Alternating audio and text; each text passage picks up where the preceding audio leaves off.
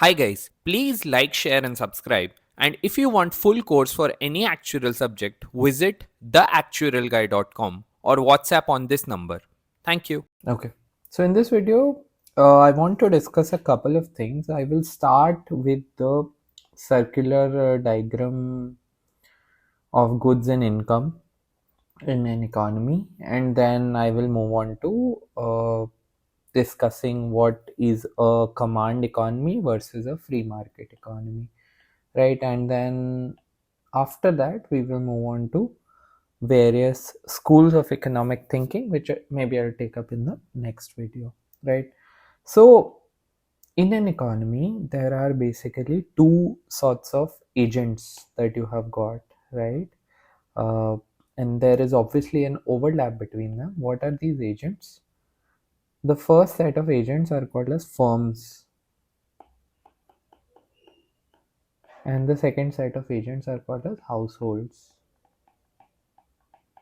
right? So, now the role of firms is to use various factor inputs which are called as natural resources, right? Labor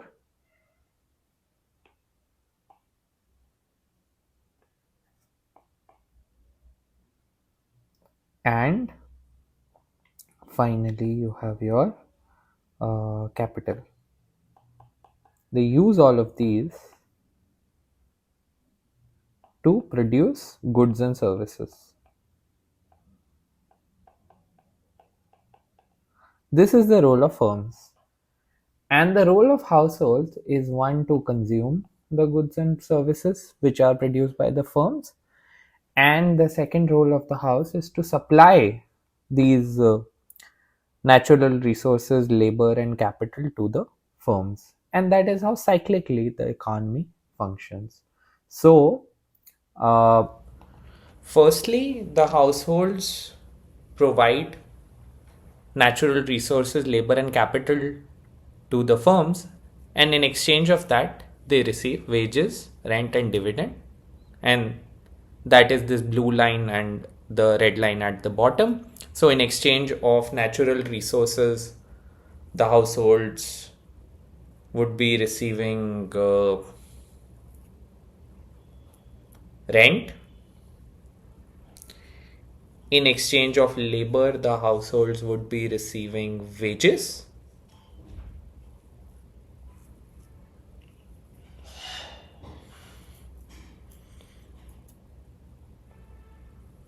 And in exchange of capital, the households would be receiving dividends and interest.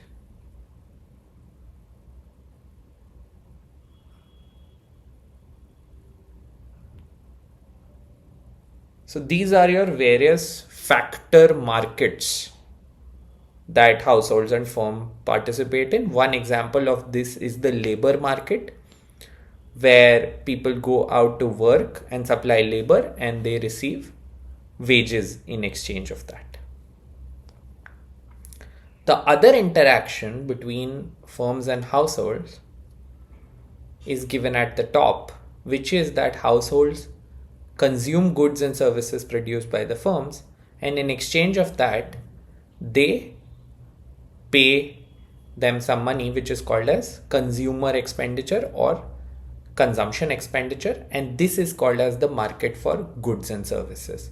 So this is how circularly the economy functions, and firms and households interact with each other in factor markets and markets for goods and services.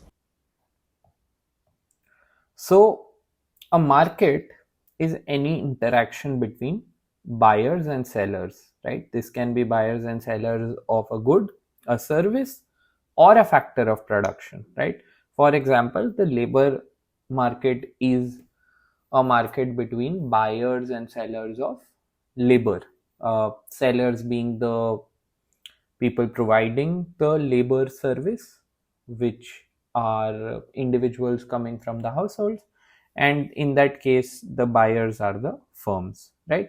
So that is how what a market is. Okay, so that was my first discussion. Okay, now The next thing I want to get into is what are the different kind of economies that exist in the real world, right? And this we want to look at from the lens of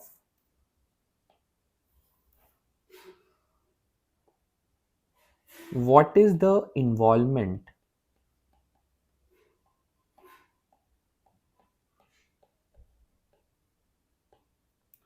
of a government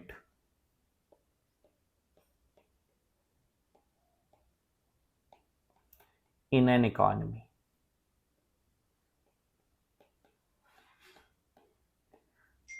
So you would have heard these very popular terms or systems, you would have heard about them. One system is called as socialism, and a very, very related system to this is called as communism. And against this, another system that exists in the world is called as capitalism. So these are two different schools of thought which talk about the involvement of state. Whenever I say state in economics, I mean government. Okay, so what should be the involvement of state in the functioning of an economy, right? And the system on the left, that is socialism or communism, and this is also called as the economic left, by the way. This argues for a significantly higher involvement of government, and capitalism argues for little or no involvement of government and complete uh, functioning of an economy by free markets, that is by interaction of demand and supply,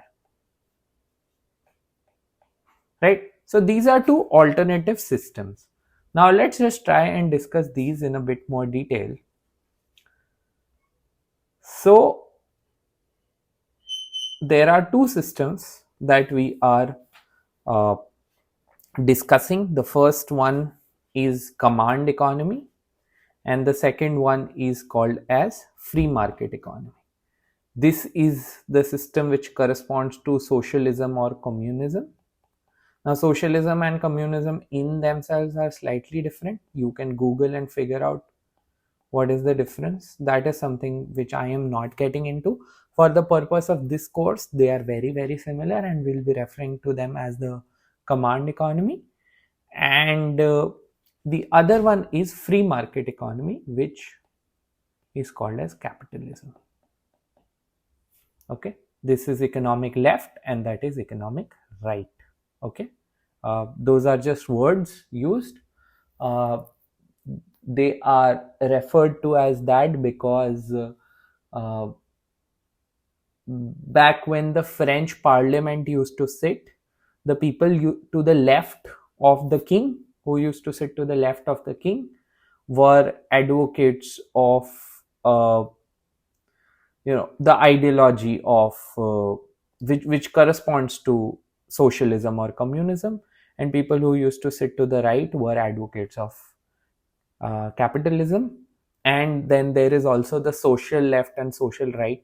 Again, that's not a part of this syllabus, but generally social left is more about enforcing equity and equality in the society, uh, eliminating hierarchies as much as possible, and the social right is about respecting hierarchies and considering them natural and not forcing elimination of hierarchies such as uh,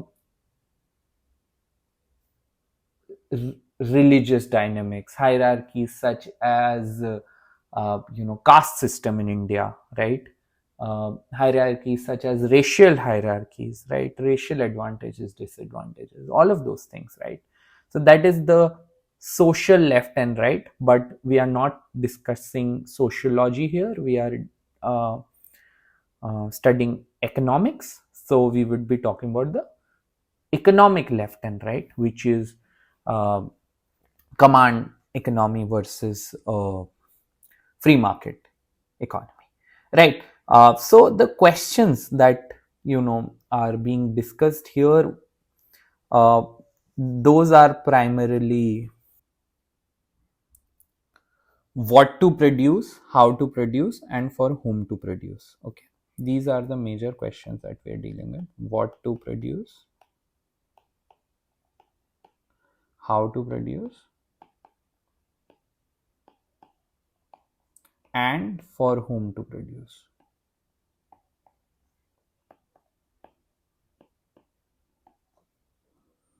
right?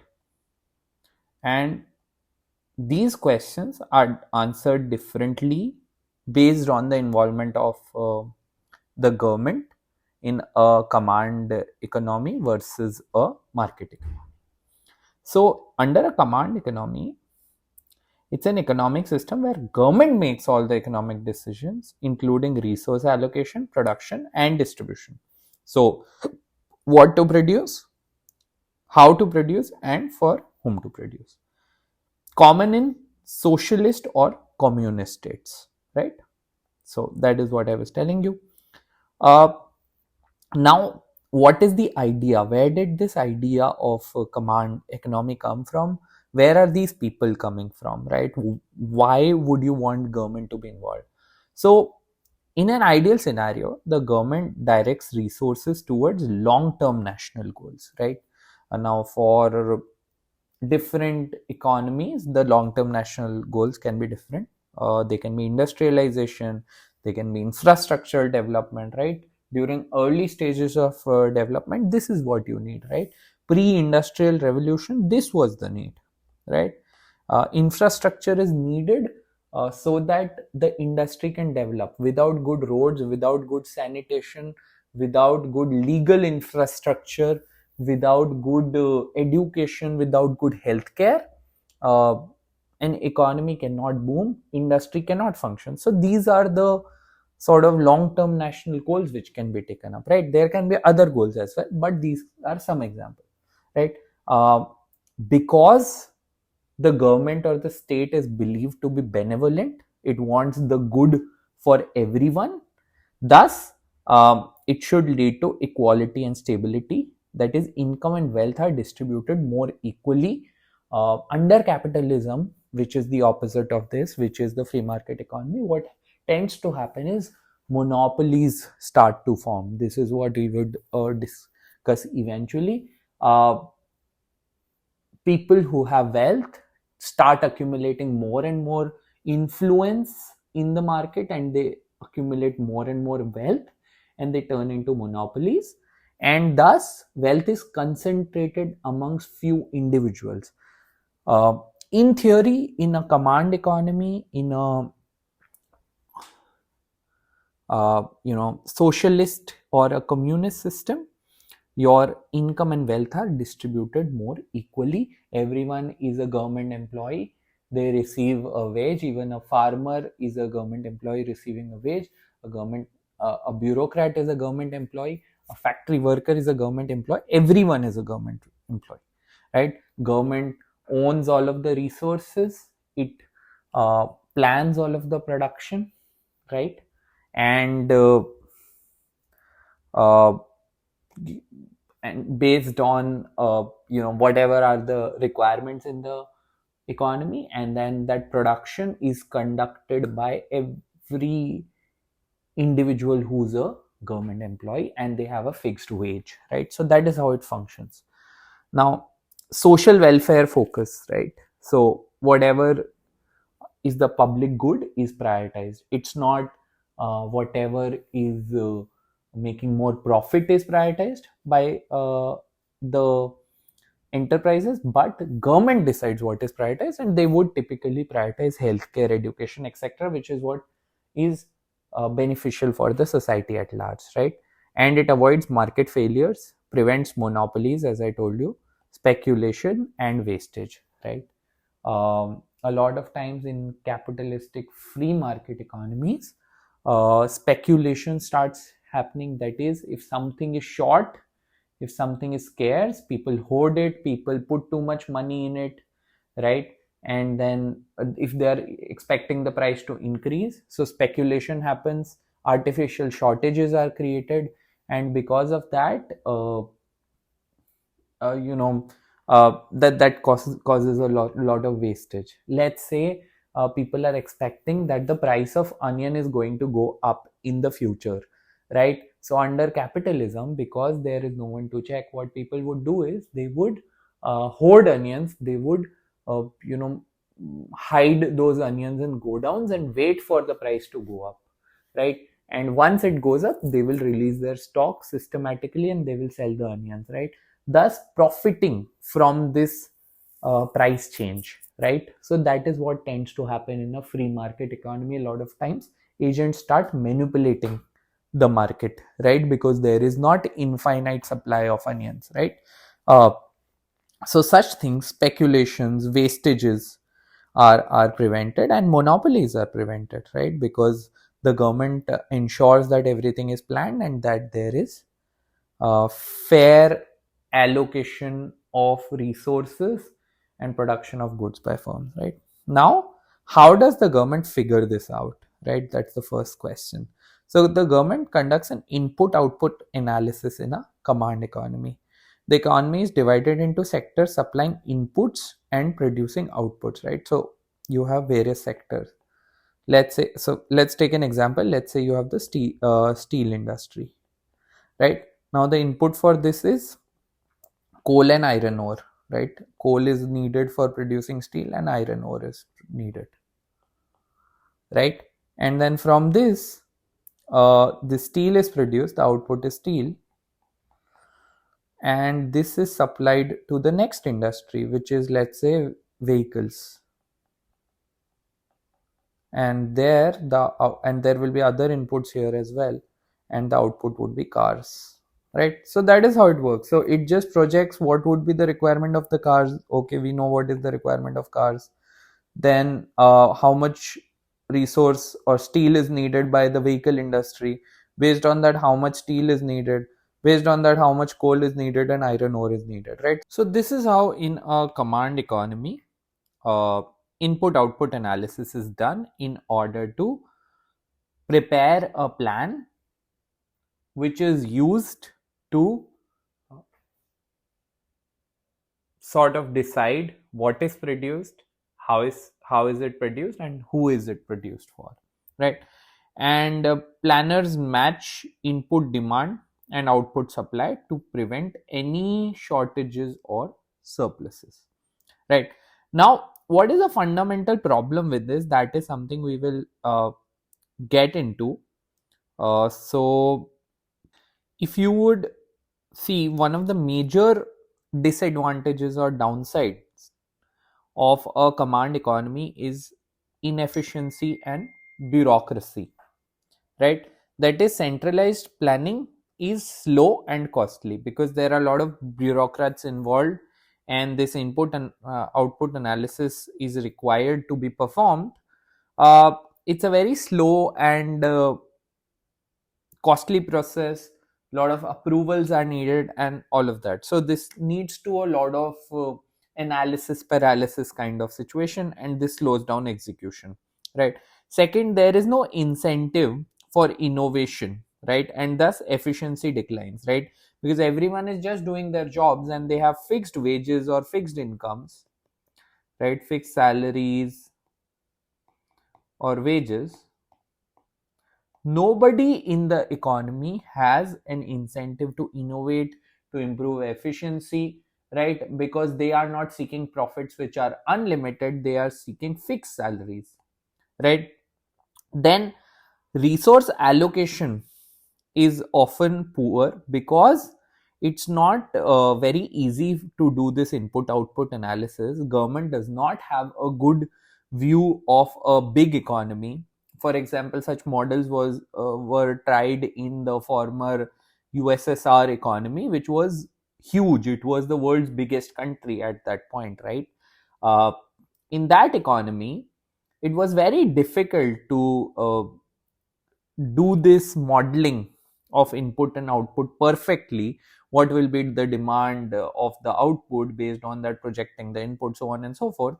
So because these calculations and assumptions were sort of inaccurate, right, that led to shortages and surpluses. So sometimes there used to be surplus, that is too much of a good or service is produced, and at other times there would be shortages, right? Again, both of those situations, this caused a wastage, and when there was a shortage, that caused distress. uh, People were not happy, they couldn't get the goods that they needed, right? So that is a problem. And then there is a loss of individual freedom. This is often an argument which is made against uh, communism or a command economy, that people don't have freedom to choose what they want to do with their lives, what is the kind of jobs they want to pursue. uh, Incentives are not there to take up business, right? All of that is not there. It's just everyone is on a fixed wage and they are allotted jobs by the government. So that is a problem with the command economy. Now, different countries at different points have tried the command economy model, but different versions of them, right? So one version was tried by the Soviet Union, which is Russia.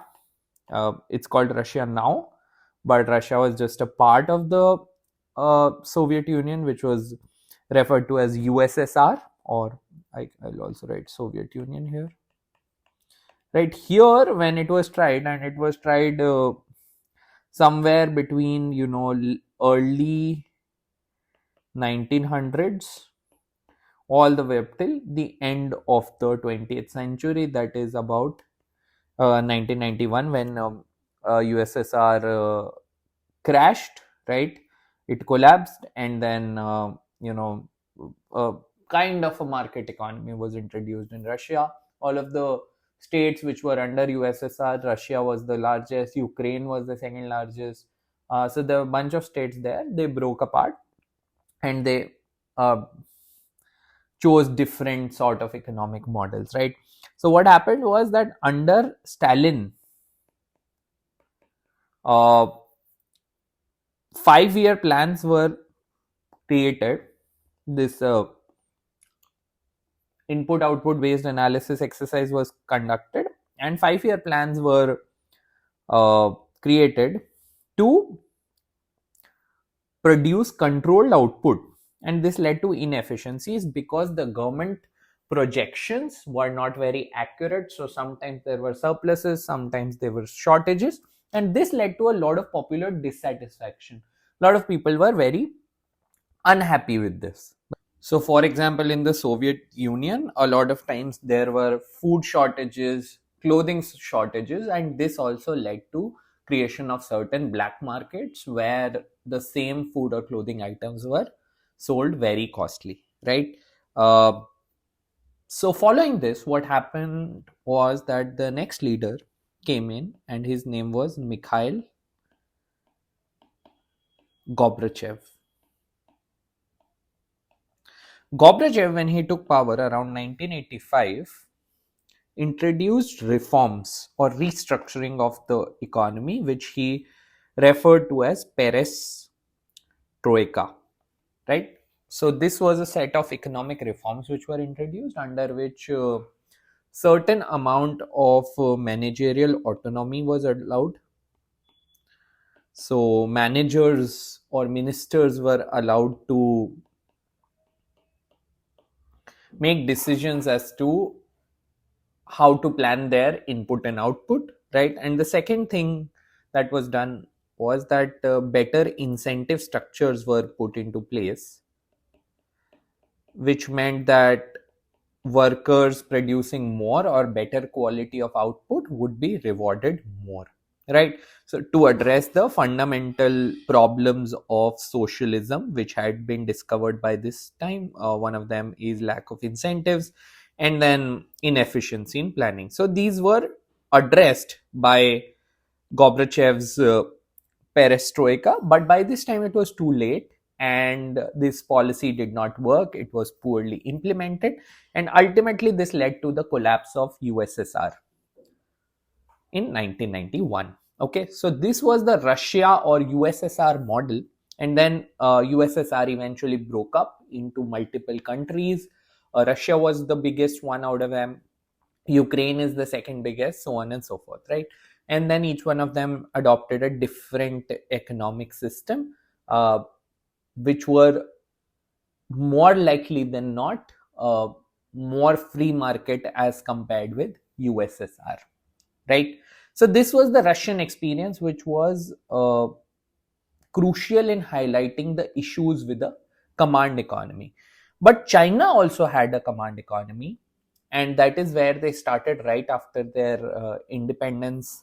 And under Mao Zedong, the economy functioned as a communist state with a command economy. Everything was controlled.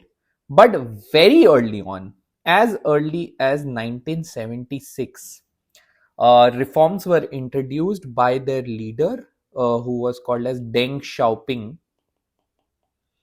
So Deng Xiaoping was someone who was very, you know, market friendly, liberal. Uh, he maintained better foreign relations. So because of his political view, he introduced certain economic zones in China where it was easier to do business, and you could uh, open up your own firms.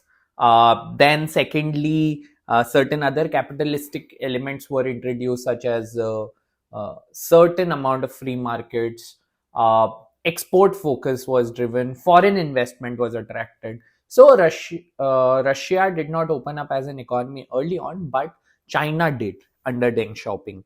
And because of this, China was able to drive an exceptional growth from 1991 all the way up till 2010, almost for 15 years. China's, or almost for 20 years, China's average GDP growth rate was 10.5% per annum. Now, we will discuss what GDP is, but you can think about it like the total income of the country, the national income, grew by 10.5% per annum, which was the highest at that time across the globe, and highest in the modern world. So China grew very, very rapidly in this short period of 20 years with certain economic reforms, while government controlled and had checks on all of the industries. They did not let monopolies form.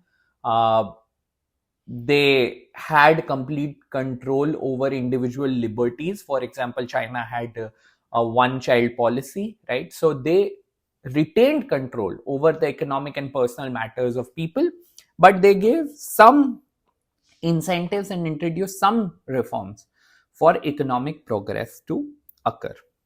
So this was the Chinese experience, which was largely a command economy, but because of certain early reforms, they were able to succeed with the command economy model, right? So that is how a command economy functions, and these have been the real world experiences.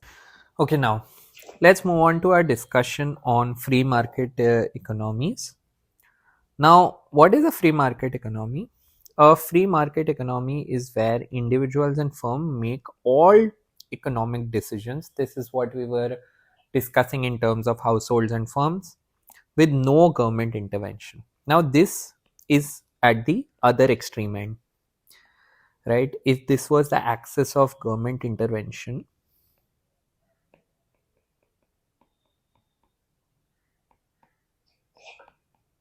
right? On this end, where there is zero government intervention, you have free market economies. Free market. And on this end, you have command economies. Right? And real world economies are somewhere here, right? No real world economy is a complete free market or a complete command economy setup. So, for example, China today is somewhere, in the middle. US would be somewhere here. The Hong Kong region of China would be somewhere here, right? Most of European economies would be somewhere here. North Korea would be somewhere here. It's more command economy kind of a setup, right? So no economy in the real world is completely command or completely free market. They are mixed economies, and we would discuss mixed economies in the next section. Uh, Also, economies change their nature with respect to this through time dimension as well. So over time, economy can become more free market or more command. So for example, China took a shift, as we discussed in the previous section, during the 1960s. China took a shift and sorry, not during the 1970s. China took a shift and it moved towards more market economy kind of a setup. India moved to more market economy kind of setup after 1991, right? So similarly, like over time and over different countries, this balance of command versus free market changes, right? Further, it's not this simple. The nature of government interventions can also be very different. Government can have specific mandates on sectors. For example, government can ask industries to produce a certain kind of goods. They can have incentives and penalties to the production of certain kinds of goods and services. That is one kind of government control, that is called as taxation and subsidies, right? Another kind of government control is that some sectors of the economy government can completely control. For example, in India, railways is completely controlled by uh, government, right?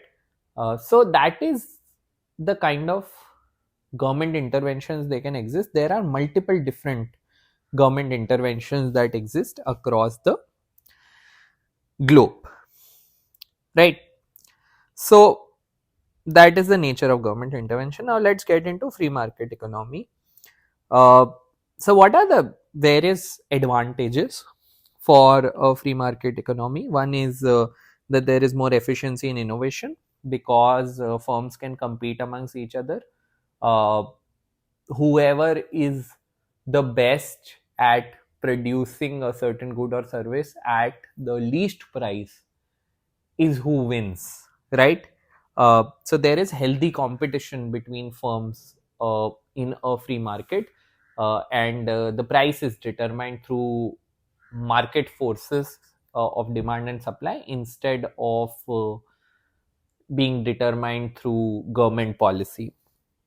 Then there is consumer choice. Various firms in the economy can produce different goods and services,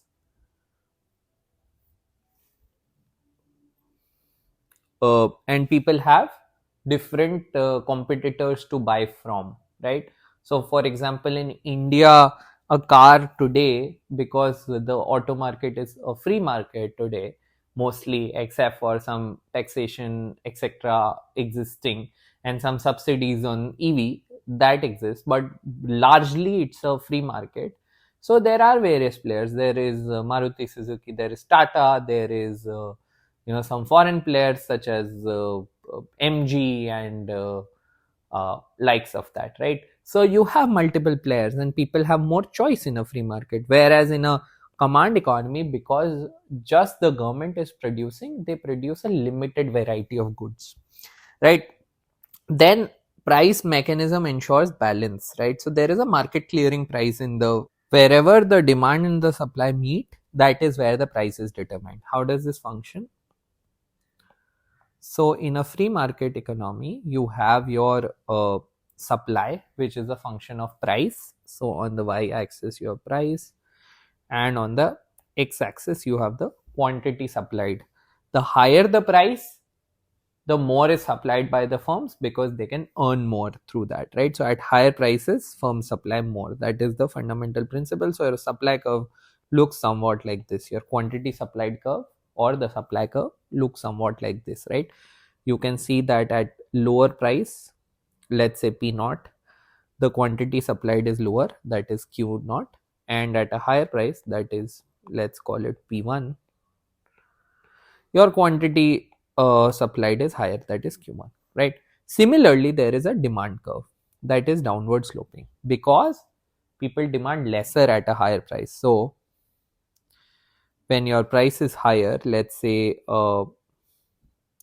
P1, then the quantity demanded by the person is this, right? If you see on the demand curve, this quantity, let's call it as QD1, right? This is a lower quantity as compared to the quantity demanded at the lower price, that is P naught. Against P naught, you would see that on this curve, the quantity demanded is QD naught, right? Which is higher than QD1, right? So this is the difference between the two, right? This is higher on the x-axis, which is the quantity demanded axis, right? So your demand curve is downward sloping and your supply curve is upward sloping, and this is something we'll get into. Even if you don't understand it right now, it's fine. The price at which the quantity demanded and the quantity supplied is equal is called as the equilibrium price. This is the price at which the market clears and the buyers are willing to buy the same quantity at the price which the sellers are willing to sell, and no one has any incentive to move from this level, and that's why it's called as the equilibrium. This is how a free market adjusts itself to establish the price for any service or good. Now, uh, economic growth, because there is a profit motive, more and more firms enter into the market over time in order to earn more, and thus they invest in capital goods in order to produce goods further. So this encourages investment.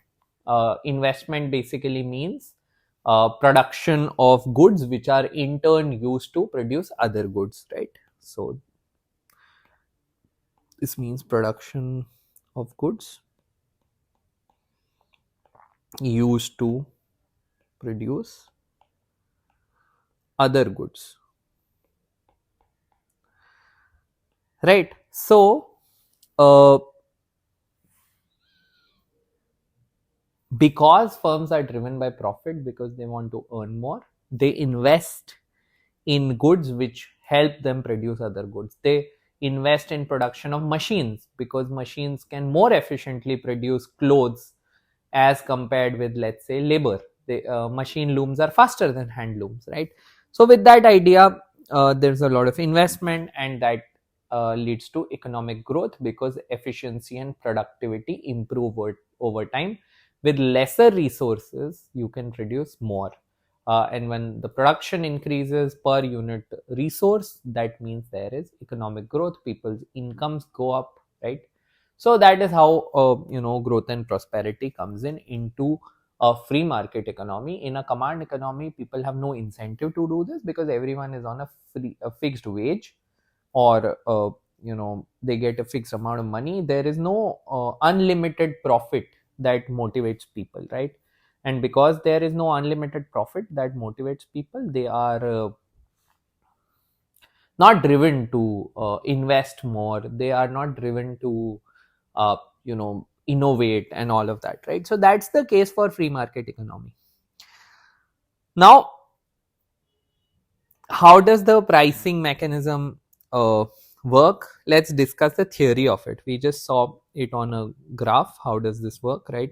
And we will discuss this in a lot more detail. But the fundamental idea of this is that prices adjust based on demand and supply to prevent shortages and surpluses, right? So if there is shortage of some good, the price would increase. If there is surplus of some good, there is too much of it, the price will reduce, right? So price adjusts, right? And this ensures that at any point, at the given price, the market demand and the market supply for the good is the same, and thus the market is in balance, right? When there is a shortage, the price rises, and because the price rises, the consumers, the producers of the group good are encouraged to produce more and more, and uh, that in itself pulls up the production and deals with the shortage. And when there is a surplus in the economy, when the prices become low, right, then people produce less of the good, and because people produce less of the good, uh, this reduces the production, and then the price adjusts accordingly, right? So the market mechanism itself, right, under capitalism or under free market economy, is able to take care of all of these problems of surpluses and shortages. Under a command economy, the government had to actually make projections as to what would be the demand, what would be the supply, and then uh, effectively their judgment and their projections, their input output analysis could be wrong, and that would lead to surpluses and shortages, and that would cause people's dissatisfaction. But capitalistic markets, free market economies, are self correcting, right? So if there are shortages, prices rise. If there are you know uh, surpluses, prices fall, and the market corrects itself, right? Now, what are the disadvantages of a free market economy? The disadvantages of a free market economy is that, one, there is inequality, because the people who are more wealthy can invest more, right? They can invest more in order to create more capital goods, right?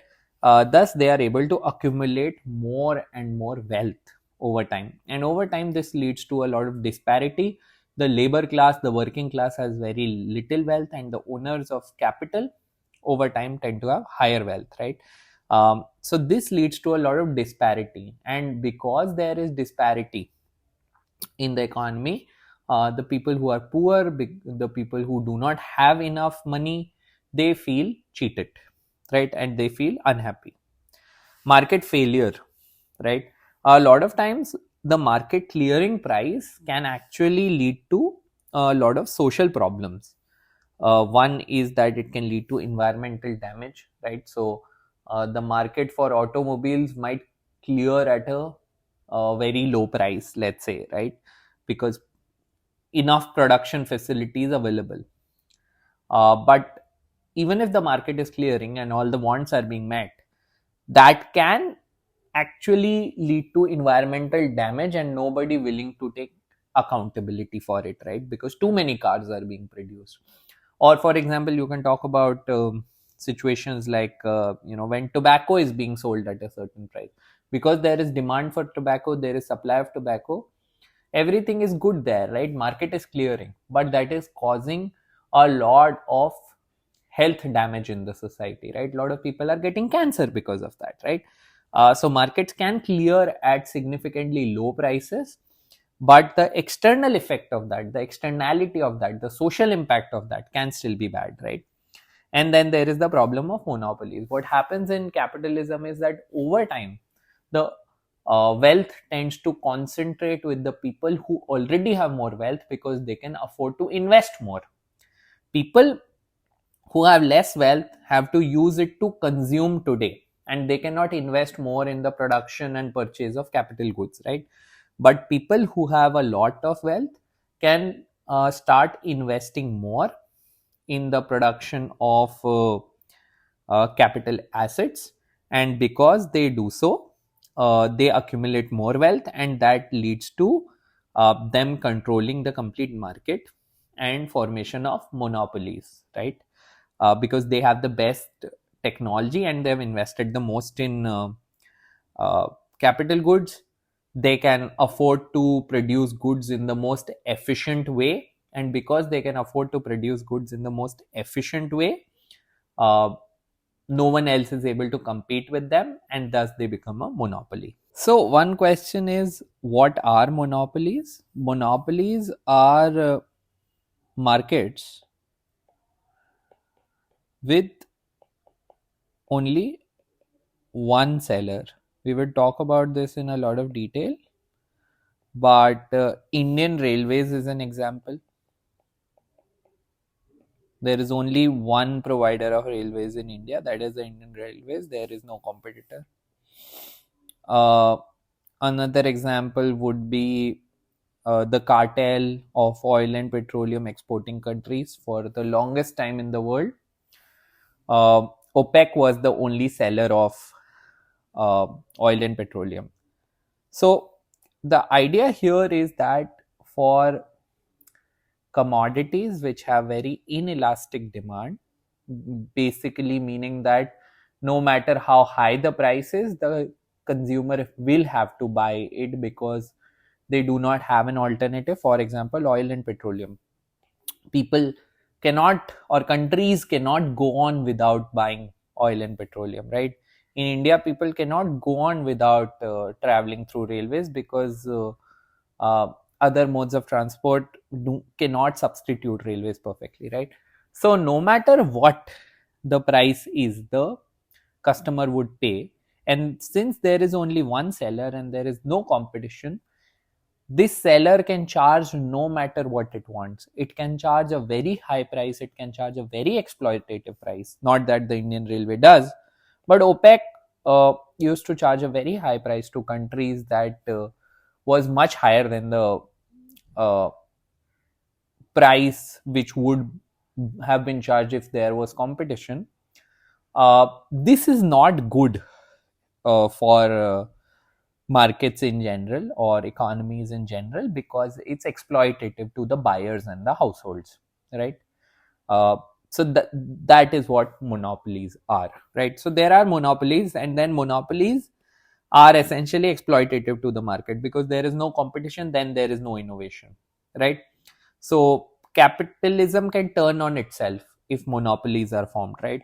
That's why government intervention is sometimes needed because of these reasons, right?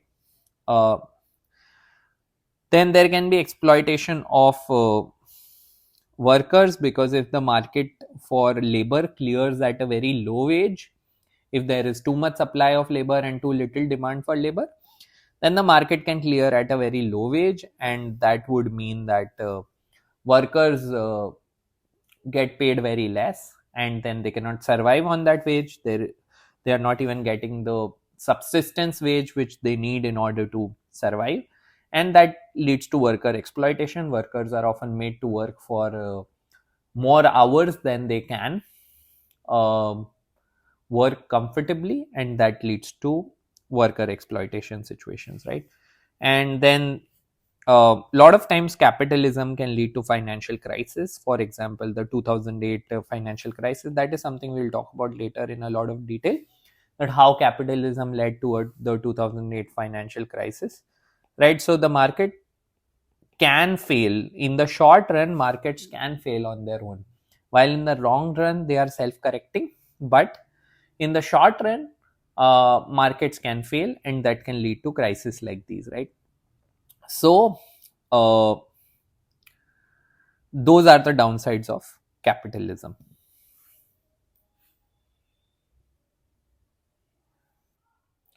Okay, so now I want to talk about mixed economies, which are the most realistic sort of representation of what we have in the world today. Most economies are mixed at some level of the other or the other. We discussed this, right? uh, most economies are located somewhere between a free market and a command economy, and different economies can have different composition of how much involvement of the government there is. This can also change over time, and the nature of government intervention can also be different, right? uh, Now, what is a mixed economy? It is a system combining the elements of the command and the free market economies. Why are they good? They have the balance of efficiency and social welfare. See, the thing with command economies was that uh, they were primarily welfare states, right? They uh, had a lot of focus on social welfare, that is public goods, healthcare, education, what is good for the collective. So the intent of the command economy to focus on uh, public welfare and things like services like education, healthcare, etc., being developed, uh, that is kept in here as well. But uh, market forces are allowed to function and to uh, provide sufficient incentive to various agents, various firms and consumers in the market to come to a price, and competition is used as a device to find the market clearing price and to foster innovation. So it has you know the innovation and incentive aspect of the free market economy, and it has the welfare aspect of the command economy. And when you combine the two, you get a mixed economy, right? uh, so what is the involvement of the government here? One, it is provision of public goods such as education, healthcare, because if private sector enters these necessities such as education, healthcare, they do not tend to provide it to everyone. They tend to provide it the best to people who have a lot of money, who have a lot of resources. So poor people do not get good education and healthcare, and they do not uh, have the platform to ever become rich, right? So these basic services, education is the way people are able to skill themselves and then use those skills to make money in life, to progress and grow in life, because education is pivotal to that and healthcare is a necessity. State often gets involved in the provision of education and healthcare, right? um, State also ensures that too much environmental damage does not happen. So any good that is making a lot of environmental damage, whether the production of it or the consumption of it is making a lot of environmental damages. For example, production of energy from coal makes a lot of environmental damage. uh, Internal combustion engine based vehicles, particularly those driven using diesel, make a lot of environmental pollution, right? So there are heavy duties and taxes on these, right? So that environmental damage can be controlled. Lot of goods which are not good for the collective social good of the society are heavily taxed, such as cigarettes, right? So government gets involved in these cases where there are some negative external effects. These are called as externalities, right? When there is some negative social impact, right? What is an externality? It is, and we would discuss this eventually. An externality is the impact of the production or the consumption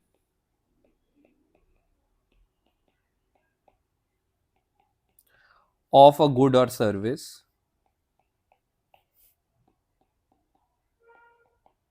to people other than the buyer and the sellers, other than those involved in the transaction.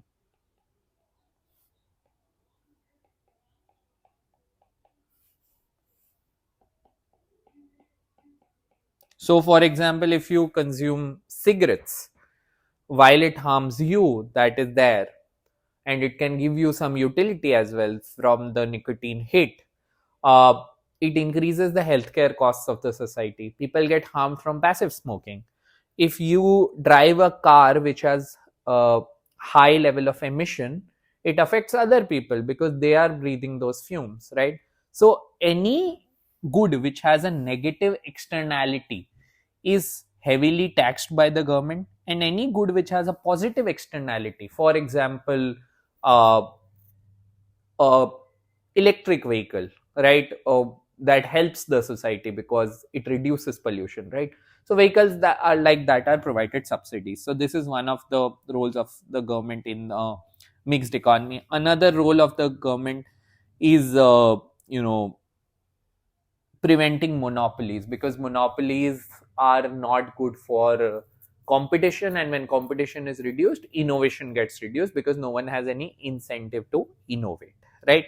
So this is the function of a government in a mixed economy, right? Now, what are the different methods that governments use here? One is regulation, that is such as anti-monopoly law. One law in India is called as the Competition Act of, I believe, 2002, and it is enforced by a regulator called as Competition Commission of India, which is typically called as CCI. It ensures that monopolies or do not form in any of the major sectors of the economy. Then other devices, as I told you, are taxation and subsidies. They are mostly levied in case of externalities, or they are used as heavy devices in case of negative or positive externalities. Price control, a lot of times government set minimum wages so that people have decent standard of living. Rent control, so that the rent is not very high. uh, Public sector participation in a lot of sectors of the economy. The government operates businesses of its own. For example, in India, government operates a lot of public sector banks, right? Because banks are an institution of social good, right? When you lend to people, that is when they are able to uh, buy goods, they are able to build their houses, they are able to afford education, right? So because banks have such great public utility, government runs its bank, government runs the railways because transportation has a high public utility, things like that, right? uh, the government sets its monetary and fiscal policy, which is basically what would be the lending and borrowing rate in the society, and how much would the government spend on various areas of the economy, right? And then welfare programs, so these can be in form of direct cash transfers to people. They can be in the form of employment guarantee schemes. One such scheme in India is called as NREGA or MNREGA, right? This is a rural employment guarantee scheme, right? It's popularly called as Narega. You might have heard of the word Narega. So, in under the scheme, the government guarantees all citizens of the country at least 100 days of work every year at a certain minimum wage, right? And if the government is not able to give this much work to people, they get paid a certain unemployment allowance, right? So yeah, the government can actually, you know, get involved in a lot of ways. In European countries and in the US, you have welfare programs such as the Social Security Scheme, which is for unemployed people and people who do not earn the minimum income, right? So there are programs like these. These are the interventions by the government. Now, what are the disadvantages of a mixed economy? One, there is government failures, right? If the government regulates a lot, then this can actually slow down growth, because over regulation of businesses deters businesses, right? And then if business participation is reduced, then the growth is slowed down, right? For example, you need license to open a bank in India for, let's say, banks, right? I'm giving you an example, right? Now, if you need a license and if the government is not providing you a license, right, because you do not meet their very rigid criteria, right? I'm not saying that the criteria currently is more rigid than it needs to be, but the fact that there are licenses required leads to uh, difficulty to do business, right? Things like that. So this is a problem. Then second is bureaucracy and corruption, and because these licenses and requirements exist, because there's a lot of regulation, uh, in order to bypass this regulation, uh, businessmen tend to bribe the bureaucracy of the country, and that leads to corruption. To get their work done, they need to pay the bureaucracy of the country, right? So things like that become an issue, right? Then an issue is that there can be conflicting interests, right? So that just means that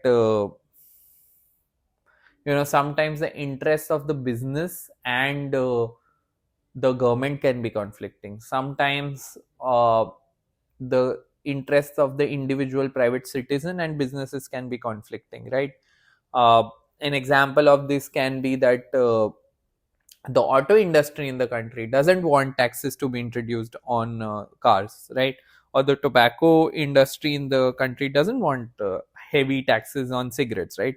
But then that is in the public interest. So there are a lot of conflicting interests to manage. And then the final one, and this a lot of people complain about, is the tax burden.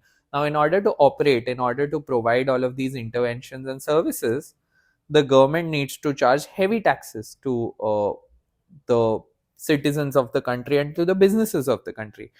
And this causes a lot of dissatisfaction among these citizens, because uh, the people who might be paying the heaviest taxes may not be directly receiving the benefits of those taxes. For example, Narega programs like Narega are financed from the taxpayers' money, right? But the benefit goes to people who are unemployed, to people who are very poor, who pay very little tax.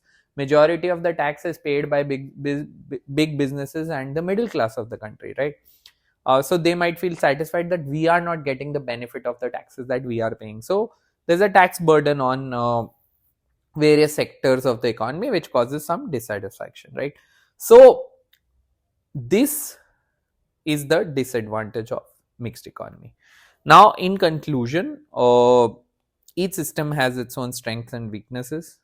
Command economies ensure equality, but they're inefficient, as we discussed, right? Because the planning can be slow, the planning can be inaccurate. Free markets drives innovation but creates inequality, because monopolies form, because uh, the wealth distribution is very unequal. And mixed economies attempt to balance out, but they require very careful governance. Otherwise corruption can creep in, otherwise inefficiencies can creep in.